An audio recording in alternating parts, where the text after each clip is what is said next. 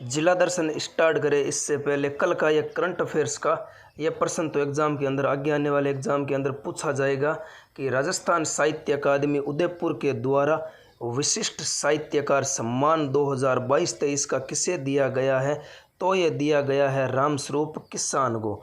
ये रामस्वरूप जी किसान है जो कहाँ के रहने वाले हैं, यह पर्लिका हनुमानगढ़ के रहने वाले हैं। और आपको ये भी याद रखना है कि राजस्थान साहित्य अकादमी कहाँ पर है, उदयपुर के अंदर है। एक तो राजस्थान साहित्य अकादमी उदयपुर के अंदर हो गई, एक इसी अकादमी के द्वारा विशिष्ट साहित्यकार सम्मान 2022-23 का किसे दिया गया है, तो रामस्वरूप किसान को दिया गया है जो पर्लिका हनुमानगढ़ के रहने वाले हैं। सभी साथियों का स्वागत है जिला दर्शन की श्रृंखला के अंदर। आज इसी जिला दर्शन की श्रृंखला के अंदर आज हम बात करने वाले हैं जैसलमेर ज़िले की, ज़िले एंड किले की बात करेंगे, राजस्थान की स्वर्ण नगरी की बात करेंगे। सुवर्ण नगरी कहाँ पर है, तो चूकना मत, सुवर्ण नगरी। सुवर्ण नगरी कहाँ पर है, सुवर्ण नगरी जालोर को बोला जाता है। किसे बोला जाता है, जालोर को कहा जाता है। लेकिन स्वर्ण नगरी, सोने की नगरी, स्वर्ण नगरी, ये स्वर्ण नगरी बोला जाता है जैसलमेर को कहा जाता है भाटी राजाओं की। भाटी राजाओं ने जहाँ पर राज किया था, जहाँ पर शासन किया था, वहीं जैसलमेर का आज जिक्र करेंगे। मैं आपको उतनी ही बातें बताने वाला हूँ सिर्फ जितनी आपकी परीक्षा की दृष्टि से महत्वपूर्ण हो। आपको अन्यथा यहाँ पर कोई भी जानकारी नहीं मिलने वाली है जिससे आपका भी टाइम ख़राब हो और मेरा भी टाइम ख़राब हो। ऐसी जानकारी आपको नहीं मिलेगी यहाँ पर। एक तो आपको कम समय में ज़्यादा जानकारी देने की पूरी कोशिश करने वाला हूँ। अगर मैं बात करूं आगे, तो मेरे द्वारा यहाँ पर जो भी जानकारी अगर आपको दी जाए, अगर वो आपको अच्छी लगे तो वीडियो को लाइक कर देना, एक प्यारा सा कमेंट ज़रूर करना कि आपको वीडियो कैसा लगा, और अपने दोस्तों के अंदर शेयर ज़रूर करना। और अभी तक आप इस परिवार के अंदर नहीं जुड़े हो तो चैनल को सब्सक्राइब करके बेल आइकन को प्रेस कर लेना, ताकि मेरे द्वारा जब भी नया वीडियो डाला जाए वो सबसे पहले आप तक पहुँच सके। अब बढ़ते हैं हमारे ज़िले की तरफ, जैसलमेर ज़िले की। सबसे पहले यह जो जैसलमेर ज़िला है यह किन किन तहसीलों को मिलाकर बना है, तो ये बना है पोकरण, फतेहगढ़, बनियाना, पोकरण फतेहगढ़ बनियाना। ये यहाँ पर हो गया हमारा पोकरण, ये हो गया फतेहगढ़ बनियाना। इन तहसीलों को मिलाकर एक ज़िला बनता है जिसे जैसलमेर ज़िला कहा जाता है। आज इसी ज़िले की बातें करने वाले हैं, महत्वपूर्ण सिलेक्टेड जानकारी आपको देने वाला हूं। अगर मैं जैसलमेर ज़िले की आरजे कोड की बात करूं तो आरजे कोड कितना है जैसलमेर का, तो आरजे 15। कितना है, आरजे 15। अब बताओ जैसलमेर को वन्य जीव शुभंकर, राष्ट्रीय मरु उद्यान यहाँ पर है। राष्ट्रीय मरु उद्यान के अंदर कौन रहते हैं, गोडावण रहते हैं, ग्रेट इंडियन बस्टर्ड रहते हैं, इसीलिए गोडावण जैसलमेर ज़िले का क्या है, वन्य जीव शुभंकर। यह देखिए गोडावण, राजस्थान का राज्य पक्षी कौन सा है, गोडावण, यही गोडावण है जो जैसलमेर ज़िले का क्या है, वन्य जीव शुभंकर। राष्ट्रीय मरु उद्यान जैसलमेर और बाड़मेर के अंदर फैला हुआ है। और इसी राष्ट्रीय मरु उद्यान को क्या कहा जाता है, कमेंट करके ज़रूर बताना आप। अब बढ़ते हैं जैसलमेर ज़िले की व्याख्या के ऊपर। बड़ी शानदार व्याख्या है, बड़े अच्छे तरीके से देखना। जैसलमेर की अगर बात करूं तो यहाँ पर भाटी राजाओं का राज था, भाटी राजवंश का राज था। और राजस्थान में उत्तरी सीमा का प्रहरी किसे कहा जाता है, जैसलमेर को कहा जाता है। यादव वंशीय रियासत कौन सी थी, जैसलमेर थी। भूपत भाटी राजवंश का आदि पुरुष, या इन्होंने भटनेर को राजधानी बनाया था। भाटी राजवंश का अगर मैं आदि पुरुष की बात करूं, भूपत भाटी ने ही जो भटनेर है, भटनेर के दुर्ग का निर्माण किसने करवाया था, कमेंट करके बताइए किसने करवाया था। तो इसका निर्माण भूपत भाटी ने करवाया था। 285 ईस्वी के अंदर भूपत भाटी ने भटनेर के किले का निर्माण करवाया था। और भाटी राजवंश जो जैसलमेर के अंदर था, इसका आदि पुरुष भी किसे कहा जाता है, भाटी राजवंश जहाँ जहाँ था उन सभी का आदि पुरुष है वो भूपत भाटी को कहा जाता है। बाटी राजा मंगलराव यह राजधानी किसे बनाता है? तन्नौट को बनाता है। तन्नौट माता का मंदिर तन्नौट जैसलमेर के अंदर बना हुआ है। बाटी राजा देवराज, इसने राजधानी बनाया था लोदरवा को। राजा जैसल 12 जुलाई 1155 को जैसलमेर को राजधानी बनाते हैं। राजधानियों का क्रम ये था, थोड़ा ध्यान रख लेना, भटनेर, तन्नौट, लोदरवा, जैसलमेर। राजा जैसल ने 12 जुलाई 1155 को जैसलमेर दुर्ग का निर्माण प्रारंभ किया था, लेकिन इसे पूरा करवाया था शालिवाहन द्वितीय ने। जैसलमेर में 2.5 साके बड़े फेमस हैं। ये जो प्रथम साका होता है 1312-13 के अंदर, एक तरफ मूलराज फर्स्ट था और एक तरफ आक्रमण करता है AK अलाउद्दीन खिलजी आक्रमण करता है। दूसरा साका 1370-71 के अंदर रावदुद्दा के समय होता है, जब यहाँ पर आक्रमण जैसलमेर रियासत पर आक्रमण फिरोज शाह तुगलक करता है। और तीसरा है वो अर्ध साका रह जाता है। तीसरा अर्ध साका होता है यहाँ पर राजाओं के द्वारा केसरिया तो किया जाता है, लेकिन महारानियों को उतना टाइम नहीं मिलता है कि वो जोहर कर सके, इसीलिए ये अर्ध साका माना जाता है, पूर्ण साका नहीं कहा जाता है इसे। जो तीसरा साका है वो 1550 के अंदर होता है। राजा लूणकरण के समय ये साका होता है। अमीर अली पठार के द्वारा यहाँ पर आक्रमण किया जाता है। जैसलमेर का कौन सा राजा था जिसने अकबर की अधीनता स्वीकार की थी? सबसे पहले अकबर की अधीनता जैसलमेर के राजा राय ने 1570 नागौर के दरबार में अकबर की अधीनता स्वीकार करता है या अकबर की गुलामी को स्वीकार करता है। मूलराज सेकंड ने तो 1818 में अंग्रेजों से सहायक संधि की थी। 1857 की क्रांति के समय राजा कौन था? मूलराज सेकंड था। और संधि के समय कौन था? मूलराज सेकंड था।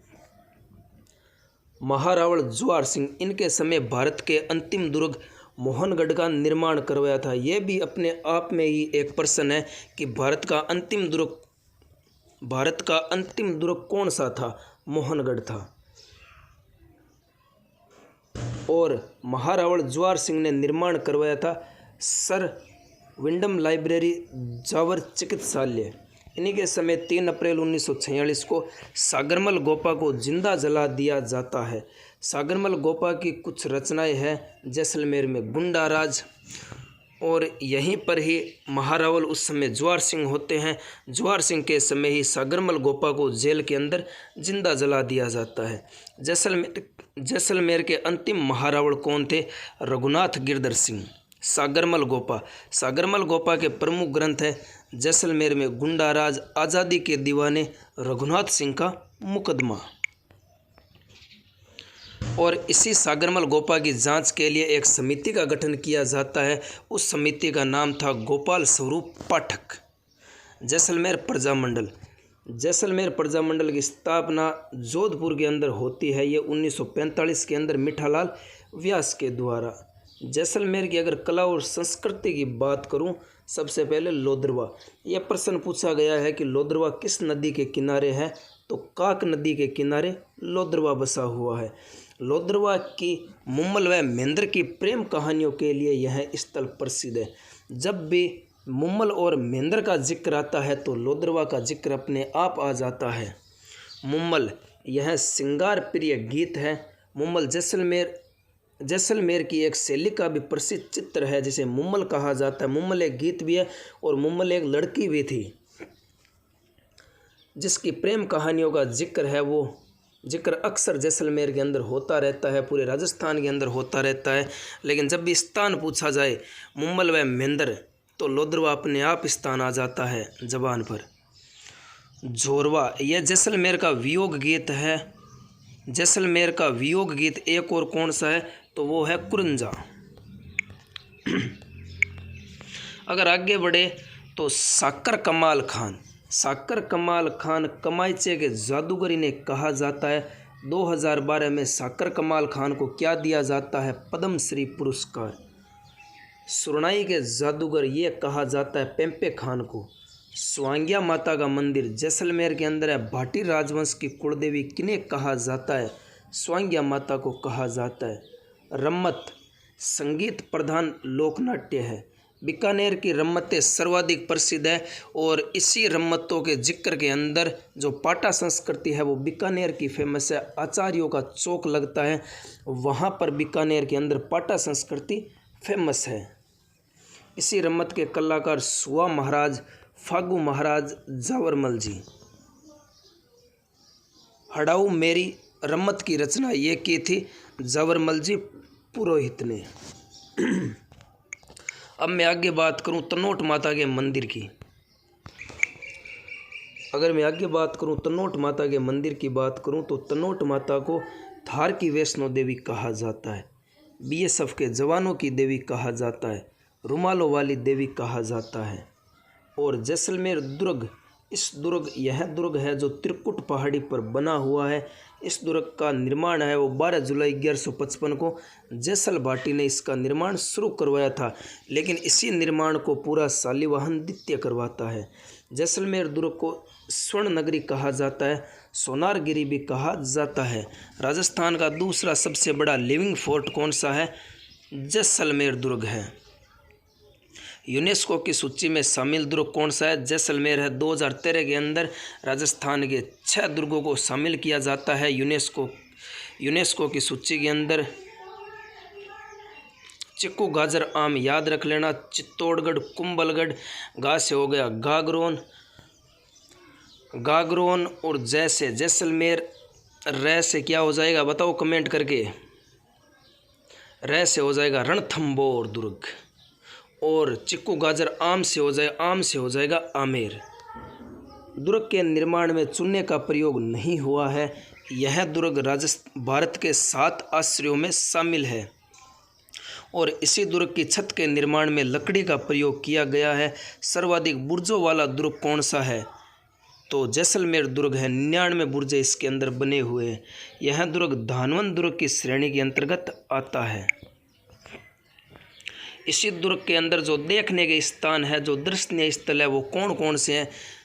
जैन जिन भद्रसूरी ग्रंथ भंडार, रानी का महल, म्यूजियम संग्रहालय, बादरिया महाराज पुस्तकालय पोकरण जैसलमेर के अंदर है। एशिया का सबसे बड़ा भूमिगत पुस्तकालय है। सालिम सिंह की हवेली जैसलमेर के अंदर, नथमल की हवेली जैसलमेर के अंदर, पटुओं की हवेली जैसलमेर के अंदर। कई बार एग्जाम के अंदर पूछा गया है कि पटुओं की हवेली कहाँ पर है, तो जैसलमेर के अंदर है। इसी के साथ में सालिम सिंह की हवेली याद रखना और नथमल की हवेली याद रखना।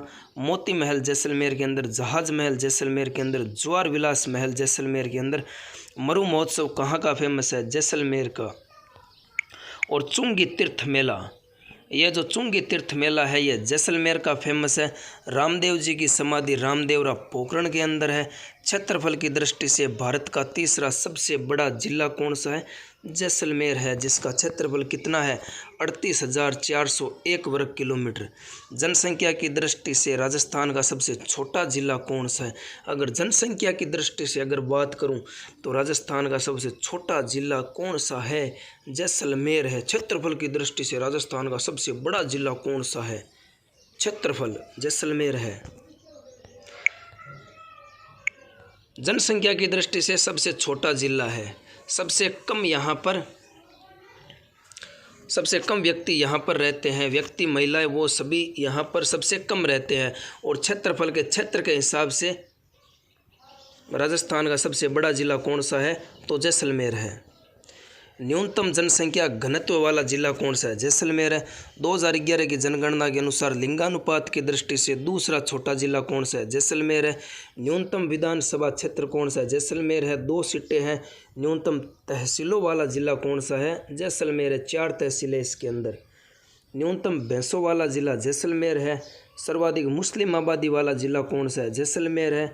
सर्वाधिक ईसाई वाला जिला कौन सा है? बांसवाड़ा है। सर्वाधिक बौद्ध कहाँ पर रहते हैं? अलवर के अंदर, सिख गंगानगर के अंदर, हिंदू जयपुर के अंदर। राष्ट्रीय मरु उद्यान ये गोडावण के लिए प्रसिद्ध है, इसीलिए गोडावण को राजस्थान का राज्य पक्षी घोषित किया गया है। यहीं जैसलमेर जिले का वन्य जीव शुभंकर है। जो राष्ट्रीय मरु उद्यान है यह जैसलमेर और बाड़मेर में फैला हुआ है। क्षेत्रफल की दृष्टि से सबसे बड़ा अभ्यारण्य है। क्षेत्रफल कितना है इसका? 3162 वर्ग किलोमीटर। और इसी राष्ट्रीय मरु उद्यान की स्थापना 1980-81 के अंदर होती है। अक्कलवुड फॉसिल्स पार्क जीवाश्म हेतु प्रसिद्ध कौन सा है? राष्ट्रीय मरु उद्यान फेमस है। खेतोलाई पोखरण 18 मई 1974 व 13 मई 1998 को परमाणु परीक्षण यहाँ पर किया जाता है। बिरमाणिया गांव रॉक फॉस्फेट उत्पादन के लिए फेमस है। अमर सागर राजस्थान की प्रथम पवन ऊर्जा परियोजना स्थापित हुई है। अमर सागर के अंदर घोटारू हीलियम और मीथेन गैस के उत्पादन के लिए प्रसिद्ध है। मोहनगढ़ यह गैस उत्पादन के लिए प्रसिद्ध है। लोंगेवाला को दुश्मनों का कब्रिस्तान भी कहा जाता है।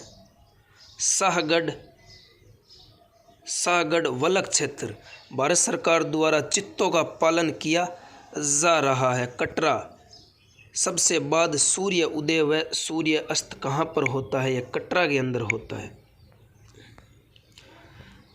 लाठी सीरीज क्षेत्र मोहनगढ़ से पोखरण तक फैली हुई भूगर्भीय जो पट्टी है उसे लाठी सीरीज कहा जाता है। अवसादी चट्टानों की अधिकता है। थार का गड़ा किसे कहा जाता है? चंदन नलकूप को कहा जाता है। गढ़सीसर झील कहाँ पर है? जैसलमेर में है। बुझ झील कहाँ पर है? कांकणे नदी पर है। खड़ीन यह कगारों से गिरी हुई जल झीलें जिससे सिंचाई की जाती है उसे खड़ीन कहा जाता है। धरियन स्थानांतरित बालू का स्तूपों को क्या कहा जाता है? धरियन कहा जाता है। अनुदैर्ध्य पवनों की दिशा में बनने वाले बालू का स्तूपों को अनुदैर्ध्य बालू का स्तूप कहा जाता है। अनुप्रस्थ समकोण पर बनने वाले बालू का स्तूपों को क्या कहा जाता है? अनुप्रस्थ बालू का स्तूप कहा जाता है। यह तीनों स्तूप है जो जोधपुर के अंदर पाए जाते हैं, लेकिन सर्वाधिक जैसलमेर के अंदर पाए जाते हैं। सम गांव है जो वनस्पति रहित गांव है राजस्थान का। जयनारायण व्यास लिफ्ट परियोजना पोखरण में है। इंदिरा गांधी नहर परियोजना से जैसलमेर में सिंचाई की जाती है। साथियों, यह था हमारा आज का जिला दर्शन, जैसलमेर जिला दर्शन। आपको कैसा लगा कमेंट करना, वीडियो को लाइक करना और आप अपने दोस्तों में शेयर करना। और अभी तक आप इस परिवार के अंदर नहीं जुड़े हो तो जुड़ जाना, चैनल को सब्सक्राइब करके बेल आइकन को प्रेस कर देना ताकि मेरे द्वारा जब भी नया वीडियो डाला जाए वो सबसे पहले आप तक पहुंच सके। मिलते हैं कुछ नई जानकारी के साथ में, तब तक के लिए जय हिंद जय भारत। अपनी पढ़ाई को जारी रखना। आपके लिए कुछ और भी नया बहुत जल्द करने वाला हूँ। मिलते हैं आगे। धन्यवाद।